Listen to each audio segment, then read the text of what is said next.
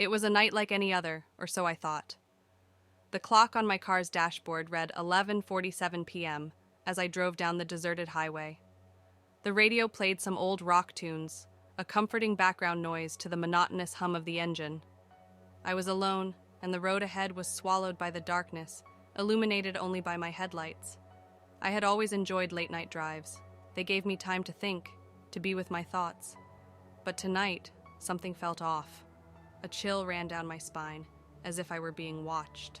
I shook off the feeling, attributing it to my overactive imagination. Just then, my headlights caught something up ahead. It looked like a figure standing in the middle of the road. My heart raced as I slammed on the brakes, stopping just a few feet away from nothing. There was no one there. I blinked, confused and a little rattled. I decided it was best to keep driving, but as I pressed the gas pedal, the car didn't move. It was as if it were glued to the road. Panic started to set in. I tried the ignition, but the engine sputtered and died, leaving me in complete darkness. And that's when I heard it.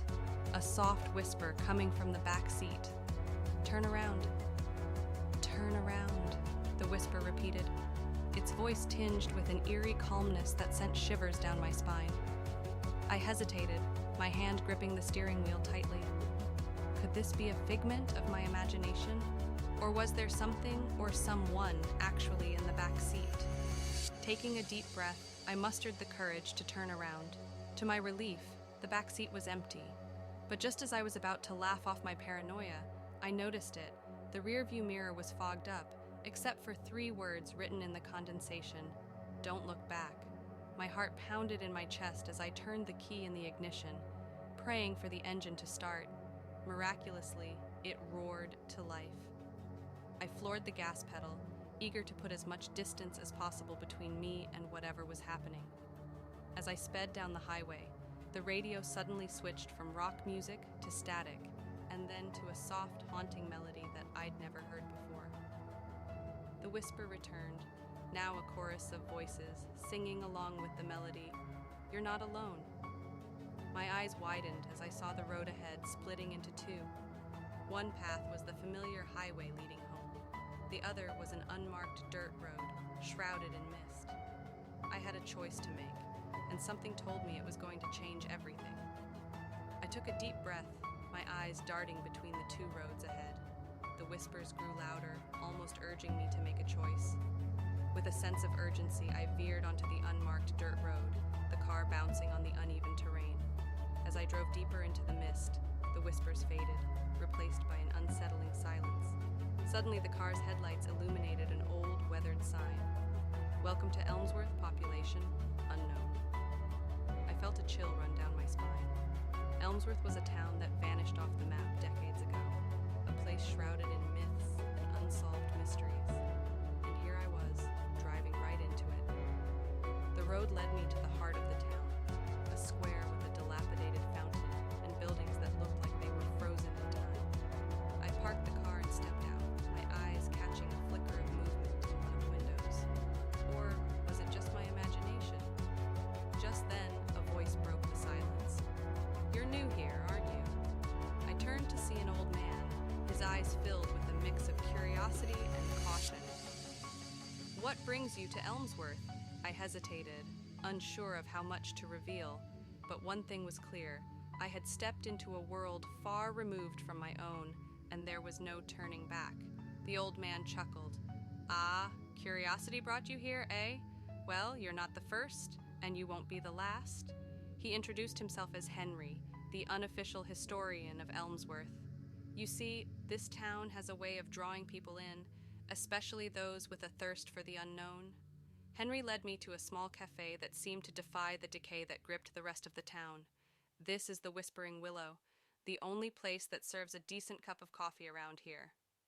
As we sat down, Henry began to unravel the mysteries of Elmsworth. This town was founded on an ancient burial ground. Some say it's cursed, while others believe it's a gateway to another dimension. I listened intently, my mind racing with questions. "Have you ever experienced anything supernatural here?" Henry paused, his eyes narrowing. You want to know about the Elmsworth entity, don't you? My heart skipped a beat. The what now? The Elmsworth entity, Henry repeated, a shape-shifting spirit that roams these lands. It can be benevolent or malevolent depending on its mood. Just then, the cafe's lights flickered red and a cold breeze swept through the room. Henry looked at me and whispered, "It knows you're here." "You're here." Henry leaned in closer, his voice barely above a whisper. "The entity knows you're here, and it's intrigued. It loves a good challenge, you see." "Challenge?" I asked, my curiosity piqued. "Yes," Henry continued, "a game of wits and courage. If you win, the entity will grant you a single wish. But if you lose, well, let's just say you'll become a permanent resident of Elmsworth." The cafe's lights flickered again, and the room grew colder. Henry handed me an old, tattered map. "This will guide you to the entity's lair, but be warned, the path is filled with trials that will test your very soul." I looked at the map, my heart pounding in my chest. "What's the catch?" Henry chuckled. Always the skeptic. The catch is, you have to go alone. And once you enter the lair, there's no turning back. I took a deep breath, weighing the risks and rewards. "All right, I'm in," Henry grinned. "Excellent. May the winds be at your back, and may you find what you seek." As I left the cafe, map in hand, I couldn't help but wonder what awaited me. But one thing was certain. I was about to embark on the adventure of a lifetime. I followed the map through the dark forest, my flashlight barely cutting through the fog. The air grew colder, and I could feel my heart pounding in my chest. Finally, I reached the entrance to the entity's lair, a cave mouth adorned with ancient symbols and bones. Taking a deep breath, I stepped inside. The cave was dark, but I could make out strange markings on the walls. Suddenly, I heard a growl, and before I knew it, a creature lunged at me from the shadows. It was a grotesque mix of human and animal, its eyes glowing red. I dodged just in time, pulling out a knife I had brought along. With a swift motion, I slashed at the creature, cutting off one of its arms. It let out a blood-curdling scream and retreated into the darkness. I continued deeper into the cave, my senses heightened. The walls seemed to close in on me, and I could hear whispers, voices of those who had failed the entity's game. My flashlight flickered, and then I saw it, the entity itself, a monstrous figure shrouded in darkness. It spoke, its voice echoing through the cave. "Welcome, mortal. Are you ready to play?" My heart was pounding so hard I thought it might burst out of my chest. The entity's voice was a mix of gravel and silk, both terrifying and oddly mesmerizing. "I didn't come all this way to back down now," I replied, gripping my knife tightly. "What's your game?" A low, guttural laugh echoed through the cave. A brave one. Very well. The game is simple. You find the key hidden in this lair before the clock strikes midnight, and you earn your freedom. Fail, and well..." The entity gestured to the bones around the cave. I glanced at my watch. It was 11:30 p.m. "Half an hour? You've got to be kidding me." "Do I look like I kid, mortal?"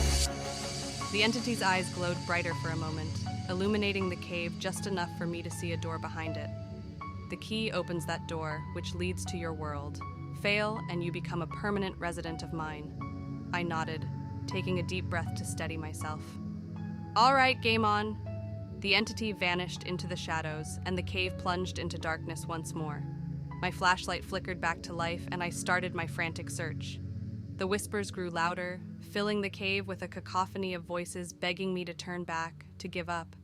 But I pushed on, sifting through ancient artifacts and avoiding traps that seemed to spring from nowhere. Time was running out.